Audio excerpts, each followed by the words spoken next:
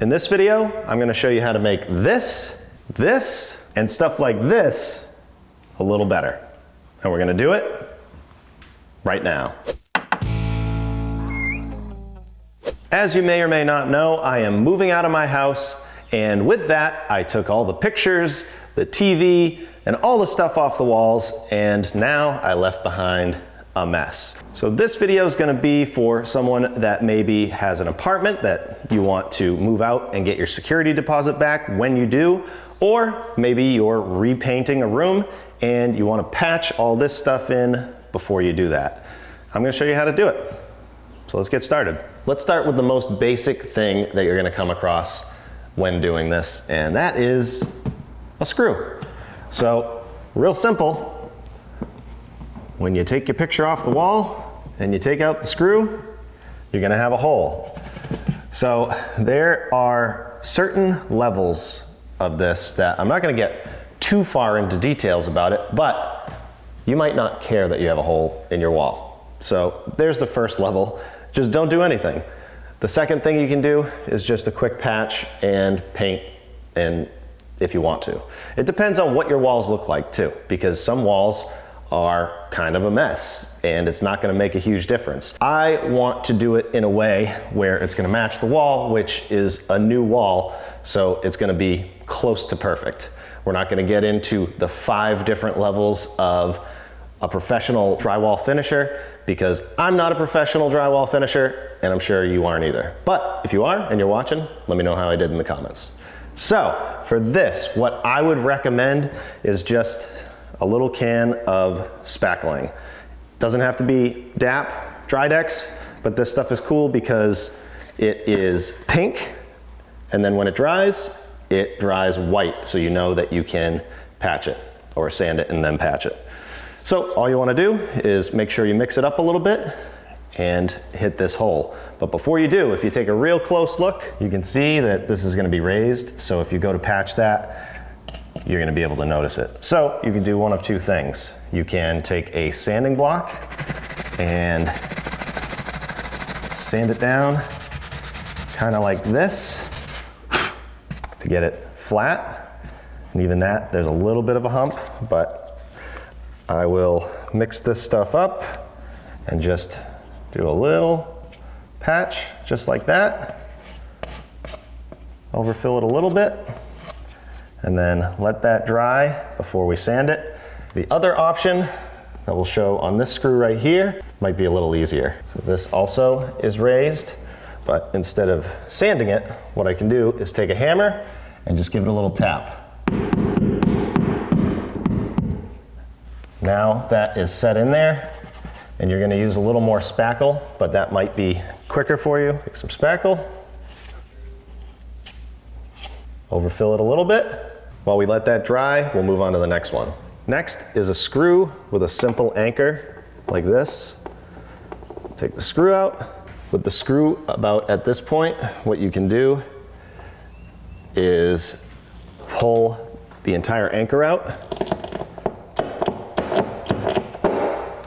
But that's going to make a big hole.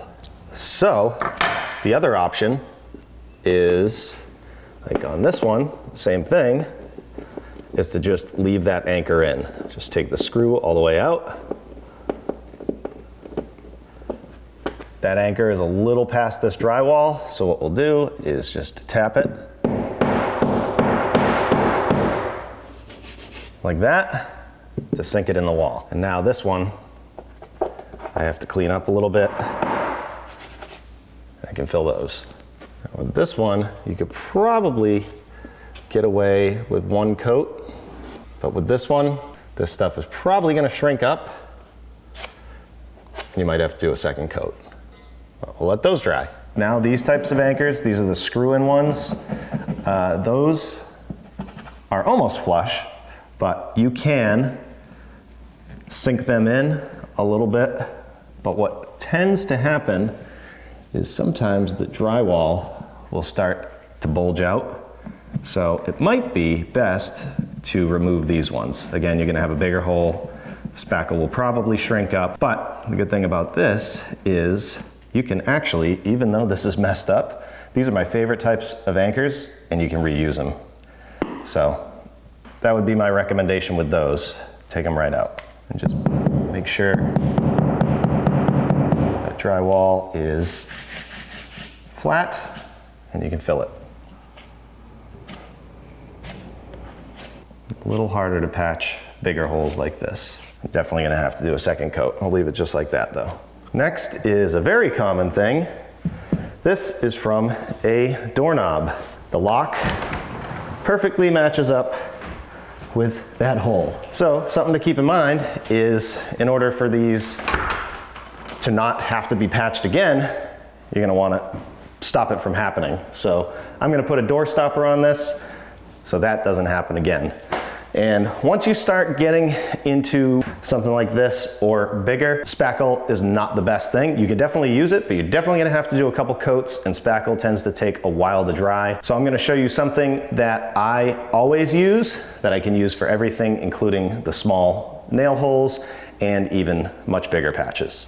This is the industry standard joint compound. Well, not industry standard really. There's blue top and green top, which is just a little different. There's more glue in the green top. This is a little lighter weight, and in fact, this stuff is dust control. But anything that says joint compound on it, like this, the premix stuff, you can use this. But if you want to get your patches done really quick, you can use this.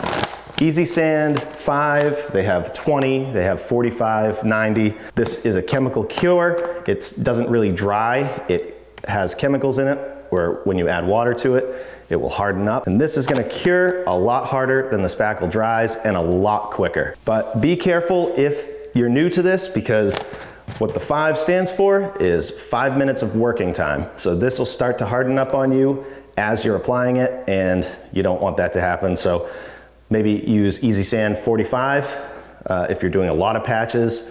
If you're doing one, you can get a much smaller bag than this, by the way, then you could use this. I'm just gonna mix this on a piece of drywall. I'm not mixing up a lot. You probably wanna use a bucket if you're mixing a lot. And make sure you know where all the patches are, because once you mix this, you're gonna wanna go around and hit all those patches. But for the purposes of this video, that's all I'm gonna mix up. Add a little water.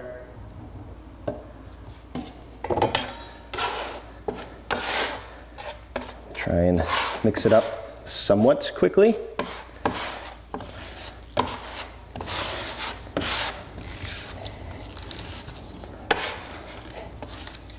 A little tiny bit more water. Whoa, that was too much. That's okay. I'm gonna use a trowel, which you don't have to use, but it makes it easier for me. Keep mixing.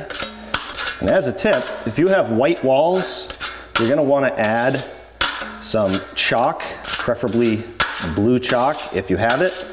That'll just make it easier to see patches, since this is white, and if your walls are white, it's gonna make it hard to see. So now I'm just gonna take a little bit of this, go over to my patch, fill that all in, kind of like that. Might need a second coat, but I'll just let that cure. And then if you take a look right here, I have all of these little nicks. I don't even know what this is from, but this would be a pain to do with spackle. So that's what's nice about this and using a 6-inch taping knife, is I can take some of this and do this whole wall, or wherever these little nicks are. Kind of smooth it out. Make sure we got it all. There's a little one right here, here. And it depends on how crazy you want to go, making the walls perfect. Totally up to you. I could keep going. Having 3 kids, get a lot of bumps on the wall, a lot of dents and dings. That looks pretty good. While I'm right here, I noticed right here this little thing. And if I push on the drywall, you can see that is the perfect shape of a screw head. And we call these screw pops. So this is a little different. This might not be something that you're trying to fix necessarily if you're moving out of an apartment or something, but if you're redoing or repainting a room and you're prepping it, you should take care of the screw pops. What happens with these is the screw might not have been installed all the way, and in my case, I think it was, but this is a 2x3 wall, and I remodeled the other side, the room on the other side of this wall, so when I attached that drywall, it could have shifted the framing a little bit and caused this, because I have a couple on this side of the wall. So the way to fix this is first, I need to expose the screw. So you can take a knife, I'm gonna use the taping knife, and I'm just gonna take out the loose drywall, and sure enough, you will see a screw right here. So this also could have gone too far and broken the paper of the drywall.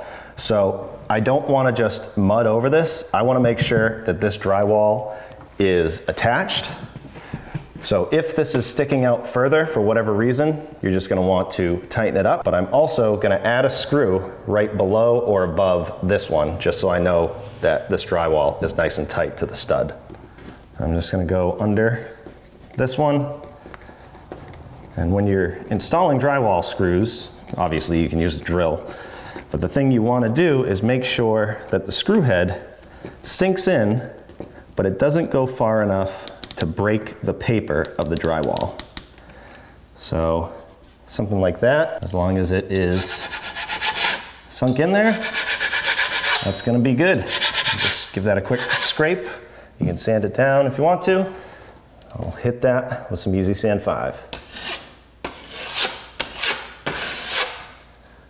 I'll let that cure, and I'm gonna have to do a second coat on that as well. Up here, I already did the same exact thing. This is the first coat, so now this is the second coat. And I can taper this out if I want to make it look even better. This takes a little bit of practice, but something like that should do good. And I can sand it out once it's dry. Next up, torn drywall paper. I hung some pictures up with double-sided tape, and when I took them off, it took the drywall paper with it. Now, as I was saying earlier, there is more than one level of how to do this, more than one way. If you want to just paint this and call it a day, I'm not going to stop you. I would recommend at least priming it and then painting it, because you will see a patch, and I'll talk about how to try and make it look a little better when you're just painting a small section compared to an entire wall later in the video. But my ultimate recommendation is, because you tore this drywall paper down, there is going to be a noticeable difference between this, and you're going to see that patch. So ultimately, I want to mud this in, but if I just take some joint compound and fill this in and try and make it flat and then paint it, unfortunately what happens is it will actually start to bubble that joint compound. So you want to seal this paper before, and the way to do that is to use some primer and then mud it and sand it, prime it again, and paint it. And that is maybe a process that you don't want to go through. So if you just want to paint it, go ahead, but this is how I would fix it. So first thing I'm going to do is try and get any of this loose paper and paint off of here. Now you can see what I'm talking about by those different layers. So this is paint and drywall paper. If when you took this off, it just took the paint, you could just paint it and not have a problem, but this is going to be an issue. So get any of the loose stuff.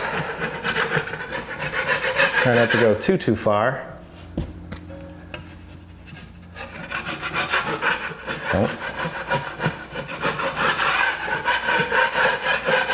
Something like that. And then I'm going to take a sanding block and try and get this a little smoother, because there are like these little burrs that I just want to get off of here.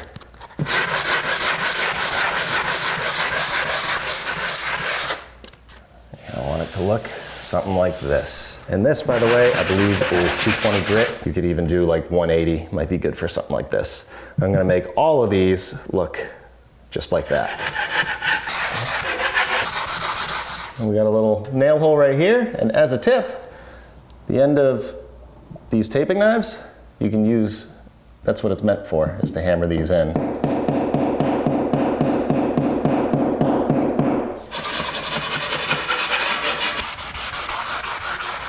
Now I want to prime these spots before I hit them with joint compound, and I'm going to use this bin primer. I like this because it's in a spray can and it dries really fast, about 15 minutes. You can use any kind of primer. I would suggest an oil-based primer that's really going to seal this and lock that in so it doesn't bubble out. This stuff, unfortunately, is a little stinky, so you might want to open up a window and just cover these spots carefully. I have a drop cloth down, and I'll just lightly hit these.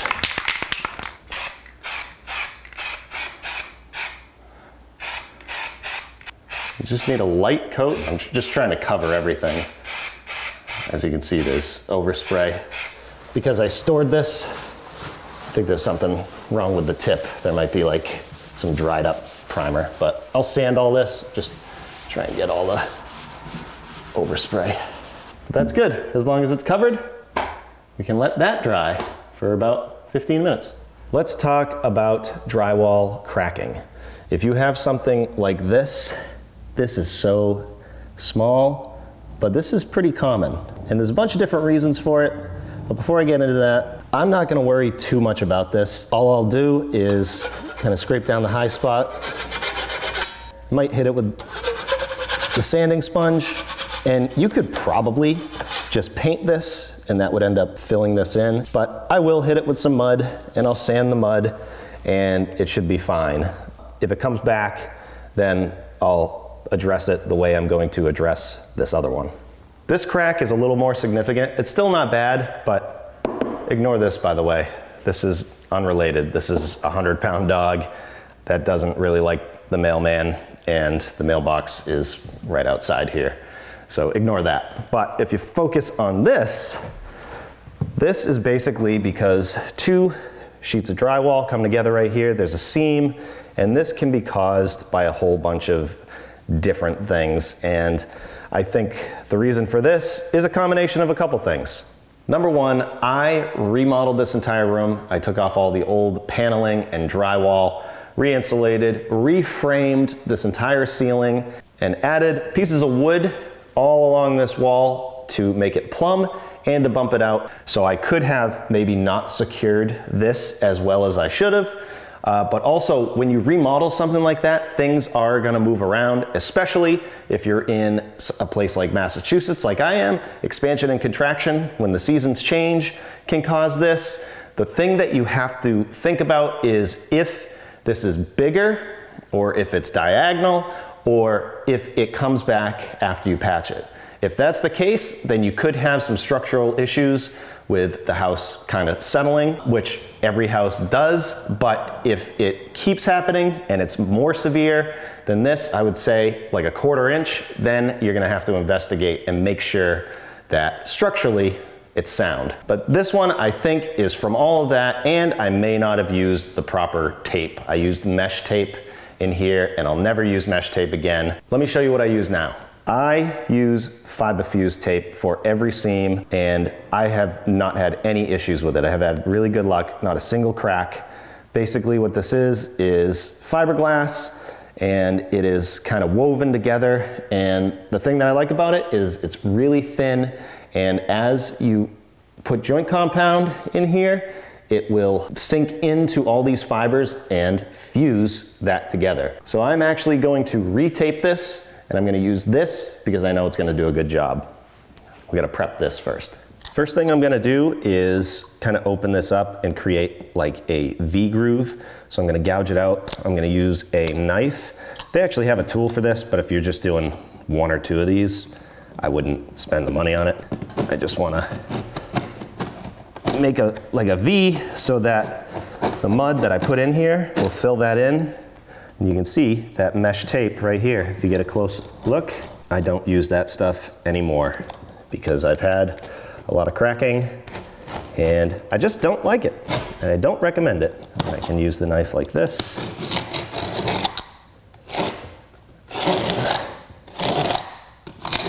That's pretty good. I've now rendered that tape useless anyways, cut right through it. There's also not a lot of mud in here. That could be a reason too. So I'm gonna open it up more so I can get mud in there. Another thing that could cause this to be cracking is if the drywall sheets are loose on the stud. This one, the drywall is nice and tight, so I'm not gonna add any screws, but if your drywall is loose, or even if it's not, it might be a good idea to add some screws to each side of the drywall. It's gonna look worse before it looks better, just so you know. And I'm gonna get a vacuum because I made a mess. Probably should have covered that heat. By the way, if you look right here, this is okay to just mud because this drywall paper is intact. So this was where obviously my dog kind of scraped off some of the mud that was there and the paint, but he didn't get through the drywall paper. So unlike the other stuff in the bedroom, I can just mud right over this and I won't have a risk of it bubbling out. So I'm gonna patch that at the same time, kind of get all these scratches and everything too while I'm taping this. You can use regular pre-mixed joint compound like I showed you in the blue bucket, or you can use the easy sand, or in my case, what I want to use is Durabond 90, but this is totally a preference thing. I just know that this stuff dries or cures way harder than even the easy sand. In fact, this stuff isn't meant to be sanded. It's used for a tape coat and to fill in big gaps like this, it works perfectly. So I'm gonna use this for this whole patch. Before I mix this up, because you mix it up the same way as the easy sand, I'm actually gonna cut this to length right here, just match it up and cut it so that I don't have to deal with it when the mud's on there. But to cut this, all you gotta do, match it up where it's going, hold the knife right here, now you have your piece. As long as I don't spill on the floor. Just want to make sure it's mixed up good and there's no big clumps.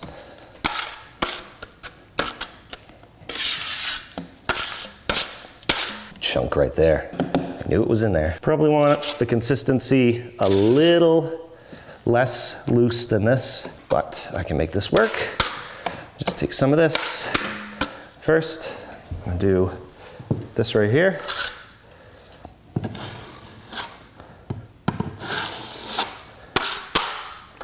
And then I'm gonna pre-fill this.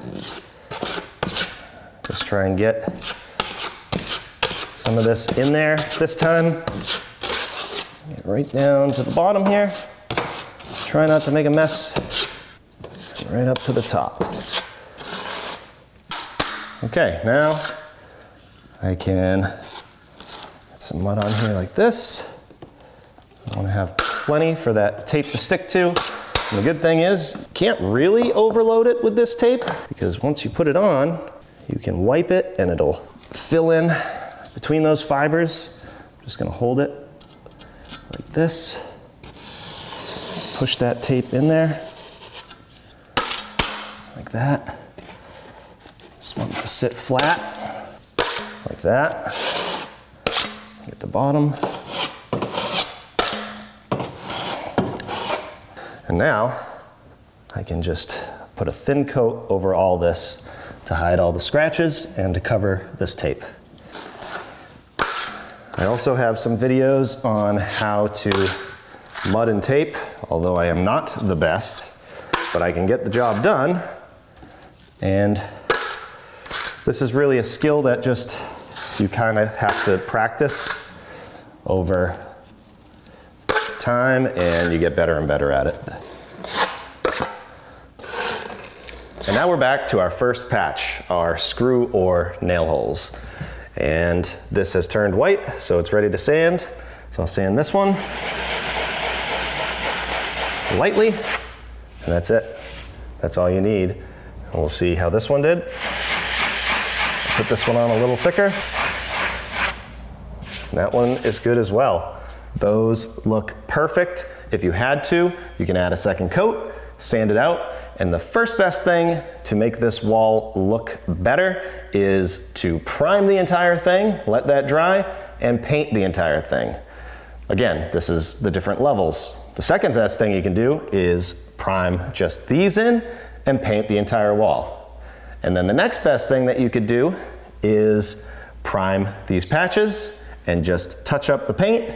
And then probably the easiest thing you could do is just paint these. But don't be surprised if you can see these patches. I'm gonna do a mix of both. I'm gonna prime it just right here, and then I'm gonna try and dry brush this with this color paint to try and just blend it into the wall.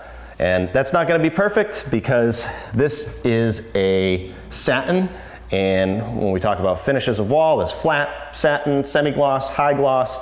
Anytime there's some kind of sheen to it, if you patch something in just a little spot and you look down the wall at a certain angle, you're gonna see that spot. And if you're okay with that, that's fine. And I'm gonna be okay with that, but I'm gonna try and minimize that by doing something called dry brushing. Let me show you. First thing is I'm gonna hit this with primer. I'm gonna take a brush and just kind of even this out. You can kind of see that one. That's okay, we're gonna sand it again. That'll just spread the primer a little more evenly. I hit this with some sandpaper once it's dry. That'll even that out. Obviously you can see that, but that just took that down. Same thing over here. Get rid of the brush strokes. Nice and flat. And now to touch up the paint, luckily I save every single color, and this is a good idea for you as well. It's always good to have extra paint laying around. And I know that this is the living room. Let's touch it up. So I'm gonna take a little bit of paint, and then I'm gonna get most of it off of my brush. That's why they call it dry brushing. And then I'll take the paint, and do something like that. Make sure I cover the patch, and then really dry the brush. And then I'm gonna go like this. And I just wanna kind of try and taper the edges. The whole point is to try and feather this out so that you won't notice it as much. Same thing over here, more paint. Cover that primer, dry the brush out, and feather out the edges. If you take a close look, you can still see this, and that is why I like to hammer these right in and use the Easy Sand 5. This is kind of the easiest way to do it, by just hitting it with some spackle, and sometimes it'll dry up and you'll see it like that. But this is good enough for me. This is not gonna look perfect. From a certain angle, you're gonna be able to see these patches. From a distance, it's totally fine. I'm not gonna go ahead and repaint this entire wall, not this one anyways. But this one, I probably will do the entire wall because it's small enough. And there's a good majority of things here. We got some torn drywall paper, we got some dents and dings, we got screws, we have a bad patch job right here done by me. So this wall, after I patch all this in, I'll probably paint this entire wall. And then you'll never be able to tell. These patches right here, the anchors, you do the same exact thing that we just did with those, as well as these anchors. This patch, although once we sand it, you probably need a second coat, but we do the same thing with that, and the same thing with the screw pops. Just sand this out, prime it, dry brush it, and you're good. So now we come back to these. And if you take a really close look, you can see that there's some fuzzies. Once you prime it, those kind of appear, and I wanna just make sure that all of this is smooth, so I'm gonna sand this whole spot out. You don't have to go crazy. Don't take all the primer off. Something like that, it's fine. Make sure all these are good. I mixed up some Easy Sand 5, and I can hit all these, try and get them like that. So it's gonna be nice and even. Something like that. Might need 2 coats. That looks pretty good though.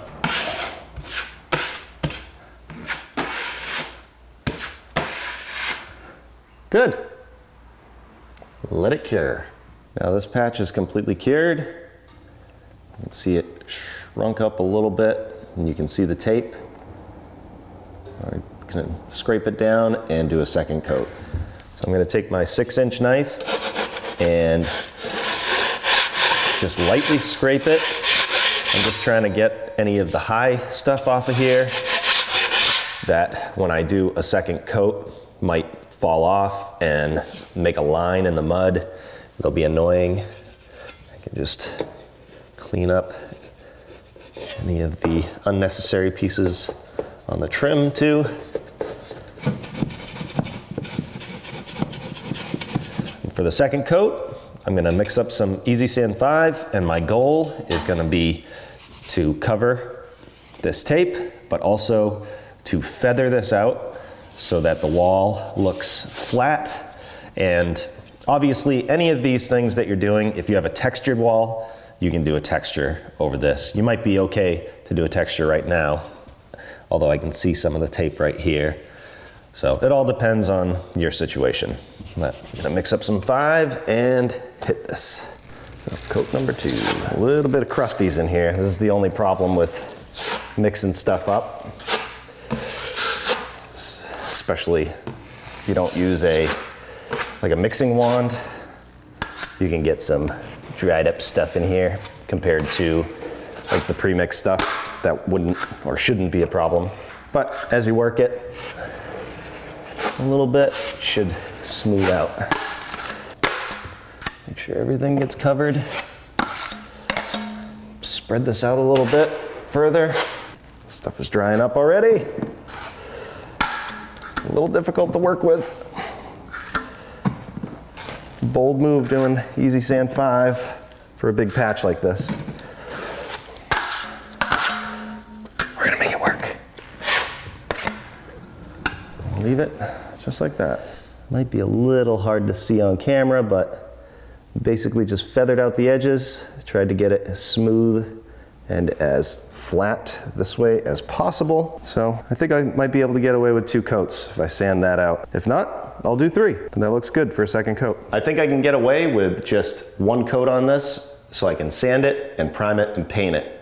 But with a patch this size, because I'm basically just gonna have to do this whole thing, and the one where we taped it and did a couple coats, that's a patch this big. That one's under a window, so I might be able to feather it out at the edges under the window and it'll look okay. But really, the best way to make a patch like this look good, of this size, is to prime and paint the entire wall. But I'll sand this and the other one out and prime it and paint it, try and patch it in, and I'll show you what it looks like.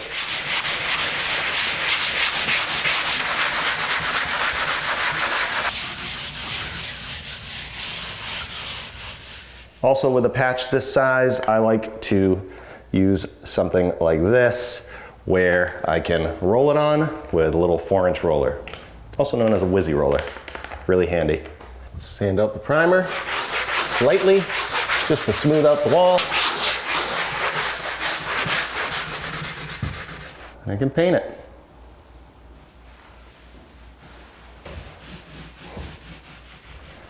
Now I have a completely dry brush, and I'll try and feather the edges with this paint. Just try and blend it in. Kind of knock it down right along the edge. So if you look at this from a distance, it looks perfect. If you look a little closer, it doesn't look perfect, but it looks pretty good, actually. I'm surprised. In this spot right here, I ended up putting another coat of joint compound on, sanding it, priming it, sanding the primer, wiping it down, and painting it with 1 coat. It actually looks really good. The crack is gone, it's covered up. This is smoothed out, it's straight, and you can see a little bit of sheen right here, but you really gotta look for it. That's gonna work for me. When you're making repairs like this and you call it done correctly or perfect, that is kind of subjective because it all depends on your situation and how you want it to look. For instance, this wall, I intended on painting the entire thing, but I was running out of paint, and this is probably gonna get painted all over again anyways, and it actually came out just fine. So it all depends on your needs and what is gonna work for you. But if you had a wall that looked like this, or this, hopefully this video helped you make it look like this, or this. Thanks for watching, and we'll see you on the next one. Let's start with the most basic bitch thing. By the way, my dog is not a psycho, as I talk about him destroying my windowsill and my wall and everything and saying he hates the mailman. He is a very sweet dog. He just gets excited, and he's 100 pounds, so he's a big fur ball. I love him. Skip through this pretty quick, Lauren. We'll pretend it's not. No, we won't. Primer. Primer. Primer on the heat. Primer on the heat. As Cash Money Wreck is taking over for the 99 and the 2000. Smooth as butter. Next up, torn drywall paper. Shut up! I know it lost its connection like 3 weeks ago. Decided not to paint this entire wall, Lauren, or for the viewers who are watching. Basically because I don't have enough paint and I don't want to buy another can. So we're just touching it up. But again, this is just B-roll. Ooh, this stuff stinks. Open a window. Too bad it's 30 degrees out. Painting, B-roll. Not painting the entire wall, making people mad, B-roll. Running out of paint, B-roll. Painting with the Wizzy roller, why don't you use a 9-inch roller, B-roll. Good enough, B-roll.